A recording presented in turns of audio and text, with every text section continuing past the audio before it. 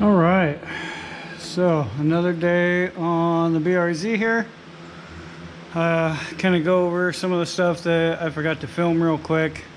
So the sicky mounts for the trans mount, obviously remember you got to cut out the factory trans mount bracket, but their brackets come with a little hole that lines up with one of the skid plate original holes. So you bolt those in place, you drill through, you run your hardwire through, you get somebody on the inside of the car to hold a wrench for you. So got the trans mount in, well, the new brackets in for good. Got this little section of sheet metal cut out here and hammered in a little bit because I test fit the bell housing and could see where there would be potential impacts with the bell housing. So got that section cut out this section over here. Definitely looks like you got to hammer this side in a little bit more, so I went ahead and hammered in a little in this area here and over here to kind of make sure that everything clears.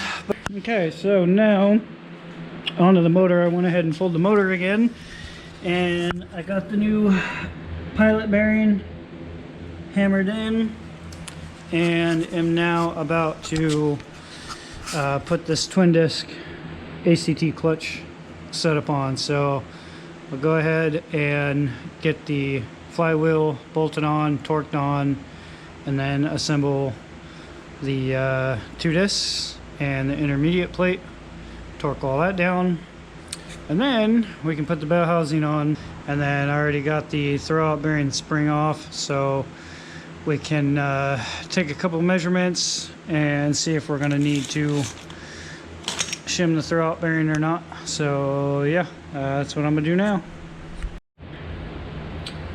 Okay, so as you see, we got the ACT flywheel and twin disc clutch torqued down. So just one thing to go over real quick is the floater lift has been preset, so all that's already shimmed and ready to go for you. All you need to do is make sure that you torque everything to spec, clean your floater plate with brake clean, and also clean the flywheel mating surface face and the pressure plate face, all with brake clean. Wipe off any oil residue, any of that kind of shit. Make sure it's getting clean before you torque everything down. So, and obviously make sure, like they say in the instructions, that you are lining up the X's that they mark on the flywheel, the floater plate, and the pressure plate, so that everything is still balanced correctly. So as you can see, floater plate X's, X's on the flywheel, X's on the pressure plate, all line up. Now when you're done, if you lined up your disc right, this thing should slide right in, ensuring that when you put the transmission on, it slides in nice and easy. Now don't forget to take some of their grease and grease up the splines on the transmission as you slide it in. That way, it slides onto the disc nice and easy. So now what we're gonna do is bolt on the bell housing, and we'll take the measurements to see if we need to shim this thing or not. So take a couple of measurements, see if we got to shim it, how much we got to shim it, put it together, and then yeah, we'll put the transmission back on for good, and this thing will finally be ready to go back in the car for good. So we had a total gap of 0.2184 between the throwout bearing and the pressure plate. So with a 50 thou shim, that sets our air gap to 0.1684, which is perfect considering you want between 0.125 and 0.2. So super happy with that. We threw in a 50 thou shim and should be good to go. Alright guys, so as you can see, we have the brand new T56 bolted up to the bell housing, Got the throwout bearing gap set, the sicky bleeder lines and clutch line installed to the T56 throwout bearing, and I just removed the shifter out of the car, so we're gonna go ahead and finally test fit this thing.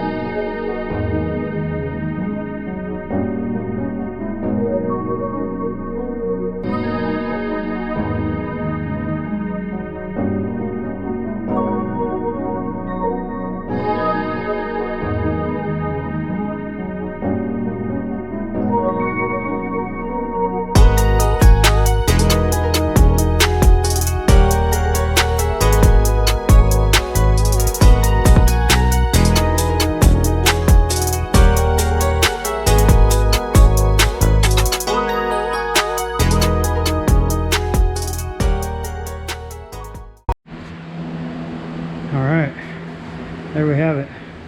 Just got to put some bolts in the motor mounts down below, line this thing up, but motor and trans is in together for the first time. So, all looks good so far.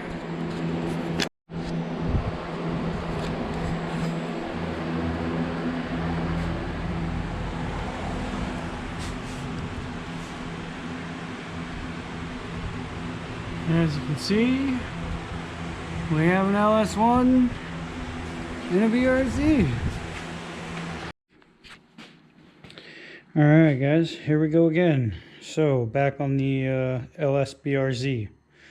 LS1 is in for good. The exhaust manifolds are in for good. Everything fits good. Everything clears real nicely. As you can see, I kind of just mocked up the oil lines to try and figure out where exactly I want to mount the oil filter on this thing. Plus he does have an oil cooler already installed. The lines run back here and the cooler mounts down here in the bumper somewhere. So he would like the oil cooler hooked up as well, so I'll have to get a 10 AN, I think this is 10 AN, 10 or 12 AN to AN, and then basically put this in line with the return back up to the motor. So yeah, just kind of playing around with that, figuring out where I wanted to mount that. I'm still not sure yet. So then I went ahead and got the sicky fuel line ran, and what I'm working on now is I just got the fuel pump out, and because his walbro upgraded pump did show up, so about to put the whole sicky fuel pump kit in. So yeah, let's tear this apart and swap the fuel pump. Alright, After you fiddle fucked that enough, shove it back in. Clicks right into place.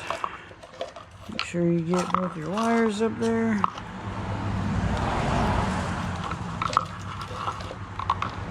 Okay, now let's put stupid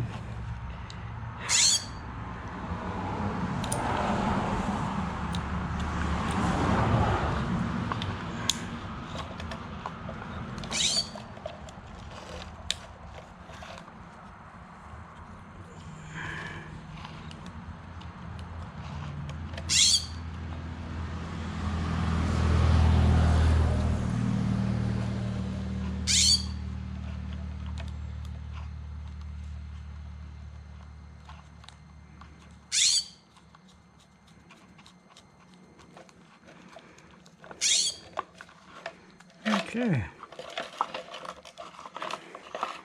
Now just tighten up all your screws. So I gotta go get my little bit for that. Oh, and the one thing I forgot to mention is don't forget to put the spacer on with the O-ring facing up. That is because once you put this thing down, the new pump is taller, so it will need a little bit more space. So don't forget to put that in, O-ring up, put it back in the car.